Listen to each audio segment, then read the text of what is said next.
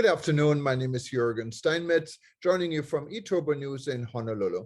Today is January 11th and 12th for some of you, and we will start our breaking news show with Jens Thorenheart. He is the new CEO of the Barbados Tourism Board and will give us a taste of what it is to move from Bangkok to Barbados and run Barbados tourism in his newfound paradise. After this, we're going to talk to Dr. Peter Tarlow in College Station, Texas, about the current state of travel and tourism, COVID, and much more. Stay tuned and enjoy our broadcast. Thank you.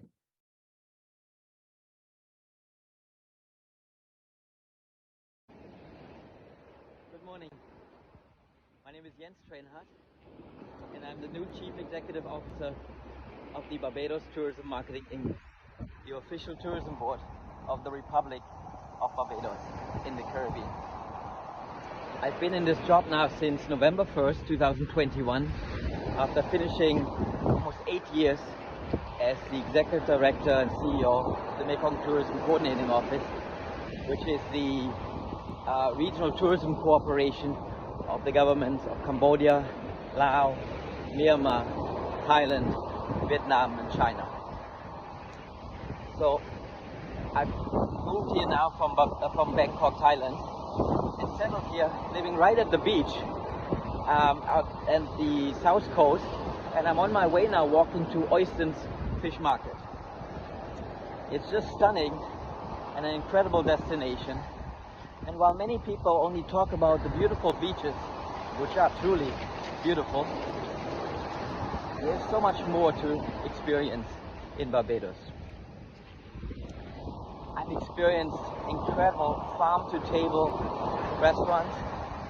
I've been in ecotourism sites, and I've just seen some amazing innovation happening here when it comes to responsible, sustainable, and regenerative tourism. And I would like to invite you on my journey as I'm looking to explore this country, and together we can show the world how tourism can be a force for good. So in the comments below, please give me your ideas and your thoughts. Good morning, and become part of my journey. I'm looking forward to hearing your thoughts, and every weekend I'm looking to do another video post just to update you on my progress, my experiences. Thank you. Have a great day. Stay safe, and talk to you soon. All the best. Bye-bye.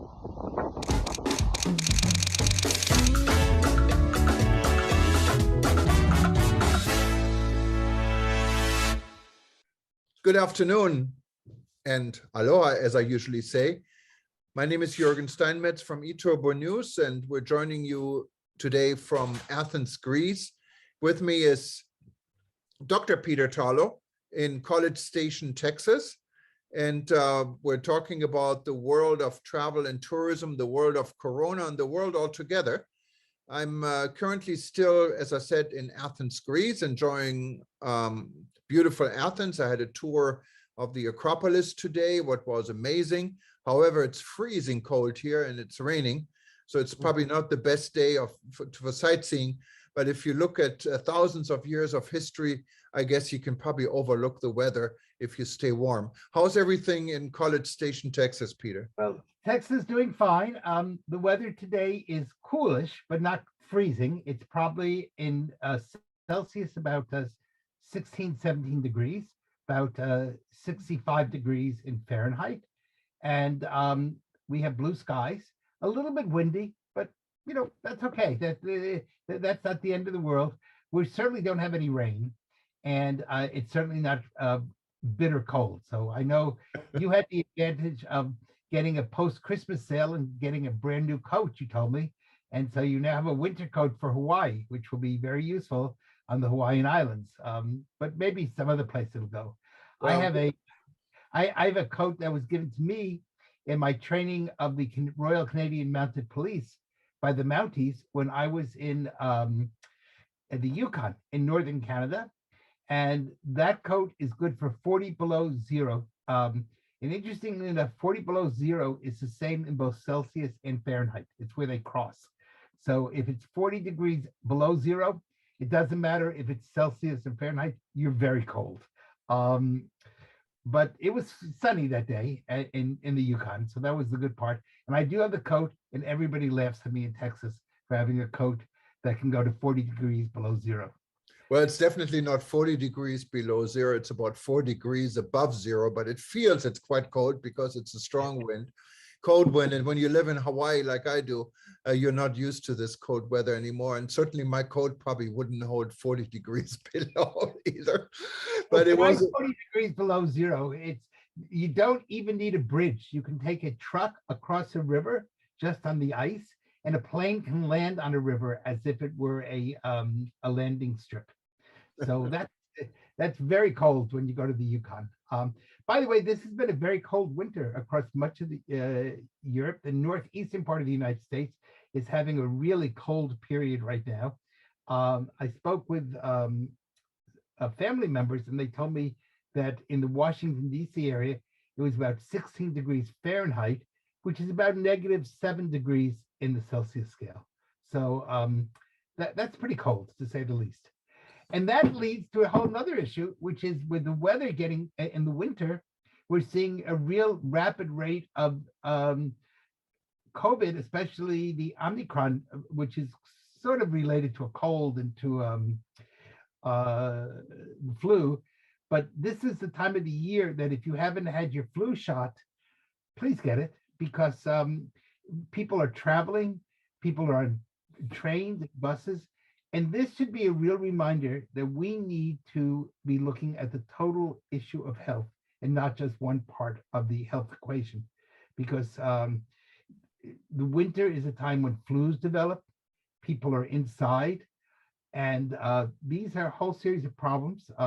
There's all sorts of comorbidities which are being confused with in mix with COVID. And the best way to really protect yourself against COVID, besides getting vaccinated, which I strongly recommend, is have the least number of comorbidities in your life. And that means try to keep your weight in check, exercise, get sunshine. And I think the whole issue of health and tourism from this experience is going to be a really important one that we're going to have to think through on much greater details than we've ever thought through before. There was a major bedbug invasion in lots of upper class hotels across the United States. And that's also a health issue. Yeah, and we actually reported about it yesterday. Chicago was the top of all cities in the United States with bedbugs. And we actually issued the 50 worst cities in the US. So it's a fun article. Go back a few articles down and you find it on eTurbo News. And yes, besides COVID, there are many other issues that can lead into COVID and people may not be aware of, but health tourism has always been important. We always think about tourism, about spas and fitness. Many people do either think about drinking alcohol and eating food. So it depends what side of the tourism enjoyment you want it to be. But it's part of the problem is it's very difficult to go into a restaurant and not have a lot of salt added to the food. Portions are not thought through carefully. Many restaurants really push, as do airlines, foods that are high in carbs and high in fats. Now, part of the reason they do that is because they're not terribly expensive and because of the fact that it'll fill you up. So they don't want people to be hungry. But on the other hand, having a high carb, high fat diet leads to comorbidities. It leads to diabetes, leads to obesity. I'm going to be traveling to Mexico at the end of this month. And Mexico has the highest obesity rate in the world, followed by the United States. Wow, I didn't know that. And part of the United States' obesity is, of course, we have many people who eat, including me, who like Tex-Mex or Mexican food here. It's really not Mexican food, it's Tex-Mex food, which has high fat content. It's delicious, but it's not very nutritious. And and that's part of the problem is that how many of us are eating out? How many people go through a drive-through and get a hamburger and French fries, but you rarely get a salad? And so fast food is on every street corner, probably also in Europe, but certainly in the United States and in much of the world. Yeah, and talking about Europe and food, interesting development in Europe in many EU countries is now, in Germany, they call it 2G and plus. What it means, in order to visit a restaurant during these COVID times, you have to be vaccinated and you have to provide a test. So you need both. So being vaccinated even 3 times no longer is good enough. Another rule on top of the already restricted rules is now you have to show your vaccination papers. Here in Greece, you can enter a restaurant still if you are vaccinated, but if you wanted to sit inside, I guess you also need the test. So rules are getting stricter and stricter and stricter. Do you think this is the right way forward? Does it really make a big difference, Peter? It doesn't. And I think it's probably moving us closer to fascism all the time. I certainly think we don't want to be in the situation that Australia's in. Huge fight, as you know, because of the Australian Tennis Open, and they wouldn't let some of the stars come in, and they denied visas and a whole series of other, crises. I think on some level, we're going to have to accept personal responsibility. The other thing is, if we're demanding both tests and vaccination cards, then people are starting to question why get vaccinated. I think we're feeding into the people who are anti-vaccine because they're saying clearly, if the vaccination doesn't protect me and I can still be a spreader, then what good is the vaccination? Now, the argument against that, the counter argument is that the vaccine, should you get COVID, will lower the risk of hospitalization and lower the risk of severity of this. But I think we have to somehow balance freedom, especially in the Western nations that pride themselves on freedom, with personal responsibility. And if we have so many rules, then you know what? It's going to kill tourism. It's going to kill enjoyment. And eventually, what do we do when the government says, you have to show you've had a vaccine against a cold, or you have to show you've had, in other words, will COVID become the wedge that allows fascism to take over? And I don't think that's good. I think we need to allow people to make certain personal decisions. And the nanny state has never been successful any place in the world. And that's on some level what we're doing. It's creating all sorts of problems. People in New York requires that you have a vaccine card to enter a restaurant. And now people with young children their children can't get vaccinated because they're 3 years old or 4 years old, can't go with their parents into a restaurant. And so people are walking away. And I think it will be, in the long term, it will have a very long-term negative effect. Yeah, I mean, the effect on the mental health is already quite severe.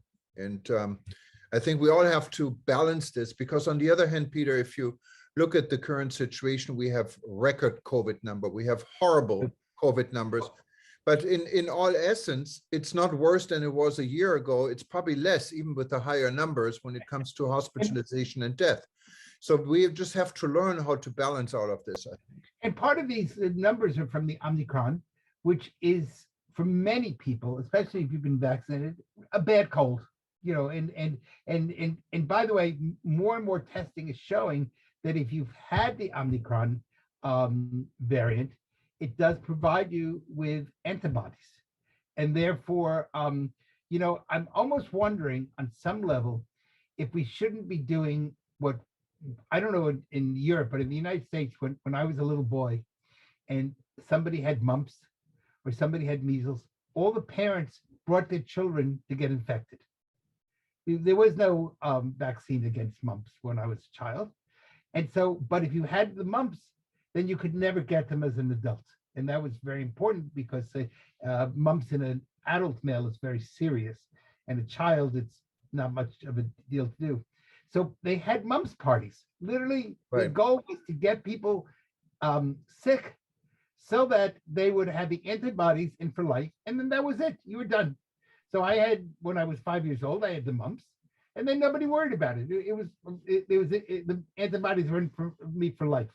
I wonder if at some level, the fear that we're doing now with the Omicron, if we wouldn't be better, and a lot of medical professionals are saying that it's going towards herd immunity. And if we all just got Omicron, you know what? The virus, it might be a way of handling it. It just would not be a threat anymore, because we'd all have had it once, we're done, and it's over. And we do know that natural immunity is better than vaccines. Vaccines are good, and I push them. But there's nothing better than natural immunity, having it your own body producing those antibodies. Yeah, and this makes a lot of sense. And of course, we're not medical experts, so we don't know how this would play with COVID. It's a whole different animal, many people say, but there is a lot of confusion. There's really not one side. We should encourage everyone, before you make a decision, speak with your own doctor, because nobody knows your body as well as you in your own personal physician. So yes, we're not giving medical advice. We're giving tourism commentary with the hope that that will inspire you to speak to your personal health professional. But besides all, travel hopefully is here to stay. I enjoyed my little trip, even in the freezing cold weather, to Athens and Greece today. And there are people out at the Acropolis. I met a lot of Americans, I met Russians, I met Germans. So people do travel, maybe in smaller numbers, but travel is there to stay. And it's, after all, it's a business. I kind of feel sorry for the guy who's selling postcards in front of the Acropolis and no one is buying them. You almost feel like obligated to buy a postcard, because you see this poor guy not making a dime for hours, And so the industry. But at least they can buy postcards there. In much of the world now, it's very hard to find postcards. There's a big postcard shortage. Really? And part of that because of email and because of Zoom. In other words, rather than it used to be you buy postcards to send them home. Now you take a picture and you send the picture home on Zoom. So people aren't spending money on postcards. And if you want to buy a postcard, sometimes you literally have to spend a day seeking out a postcard. College Station is kind of a big place where people visit all the time. And my grandchildren wanted me to send them postcards when they were in summer camp. It took me all day to find postcards. He said, no, take a picture and send it to them on Zoom, on their website. So in Greece, there doesn't seem to be a problem, because I saw hundreds of souvenir stores and they're desperate to sell postcards. So send them over here. And I think there's plenty of postcards. Maybe what you should do is buy a whole large number of postcards and bring them back to Hawaii, and you can sell the postcards in Hawaii as if they were.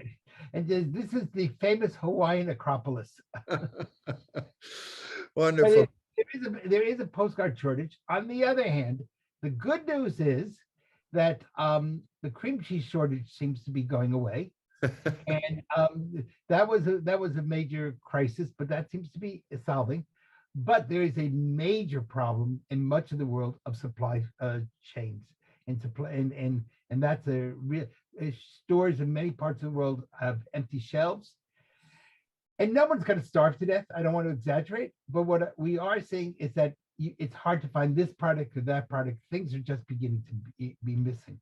And so the supply chain is part of the globalization. Globalization deals with tourism. And if we cannot get products from around the world, that's going to hurt. Well, I think it will hurt tourism, but maybe on the other hand, it'll help tourism. Because maybe so often now you go to the same place and you see the same products, all made in one place or all made in the other. And maybe if supply chains don't work as well, we're going to have to go back to thinking locally and producing local products that people will want to buy, because you can only get it in that locale. So maybe there's a good side and a bad side to that. Well, I think one of the threats in the world, I'm not trying to speak out against Amazon, I'm using Amazon, but Amazon is a threat to the supply chain in a lot of ways. When you look at the small stores, especially the ma and pa stores, and here in Greece, you see thousands and thousands of them. It is just really, really tough, I think, to stay in business if you run a small business. And then you have Amazon selling the same product and you get it right to your doorstep. It's Often for less. and for less money sometimes, yes. Sorry. That's also the problem of what we call in English, American English, the big box stores. In other words, during the height of COVID, we shut down all the small stores, but we allowed things like Walmart and Target and to stay open. And it never was clear to me why I was safe in Walmart, but I wasn't safe in a small store. You probably would have been safer in the small store because right. there's not that many people. Yes. So then you really wonder, what was the science behind this? Or was there any science? Or was there politics behind it? Because the big stores stayed open all through COVID, and the small stores were forced to shut. And those are the guys who could barely hang on, and many of them went out of business. Yeah, and all these rules, of course, there is no streamline. And again, here from Greece today, at the Acropolis, it's mandatory to wear your face mask when you're outside. And there is a strong wind. There's nothing you can hide inside. It's just cold. You're outside in the open. So what would the mask do? Nothing. Nothing. Zero. And actually, the mask, well, the only thing a mask might do is it'll keep your nose warm. Yeah, but you have a hard time breathing. But if you don't breathe that much, then I think it's very silly. I think here's a simple rule of masks. If you can go to a fish store and smell the fish, the mask is not working. Yes. And so much of this is the mask has become a religious symbol for many people. And it has nothing to do with science. Matter of fact, it seems science and COVID have almost departed one from the other. The whole idea of making children in schools wear masks has done more damage than both physical and psychological damage. And children need to see the mouth, need to see the whole face in order to be able to develop social interaction. And now you have 5-year-old children wearing masks all day long and really suffering. It's almost as if we made the weakest part of society suffer. We say, instead of the elderly taking care of the children, we're making the children take care of the elderly. And that seems to be something ethically and morally wrong. Yeah, and sometimes it's funny that I tell you this little story. Last night, I called the front desk here at the hotel I'm staying in Greece. What's an international, I don't want to now name the hotel, but it's an international American hotel chain, and asked them how to adjust the temperature in the room because it was getting really cold and I couldn't figure out how to turn the heater on. And the guy comes up and looks at this thermostat and just pulls it out of the wall pretty much. He said he's a technician, and then he takes his mask off in my room and just blows in it, full blast, blows in it because it was dirty, and put it back on. So that it fixed the problem. Well, think about how much dirt there is throughout that whole hotel room. Yes. For example, how often have those rugs, if they've been cleaned? Yeah. How often has the mattresses been changed? How many, so the whole issue, that brings us back to where we started, the whole issue of health and tourism. If we use COVID only for COVID, I think we're missing the point. If we use COVID as a springboard to begin to understand that every part of the tourism industry needs to begin to think about health and how we take care of people, then the hospitality industry will not become the hospital industry. Ironically, they both come from the same Latin root, hospital and hospitality. Hopefully we stay on the hospitality side and not on the hospital side. Definitely. Well, Peter, I hope the rest of the day Thank you. Going great. I'm getting ready for my long flight back on Thursday, all the way from Athens with 2 stops to Honolulu. And then I guess we're going to speak again when I'm really in the Aloha land. Yes. And see how the world looks at that time. And it won't be quite so cold. Probably not. All right. Have a safe journey. Bye-bye. Thank you, Peter. Good night. Bye-bye.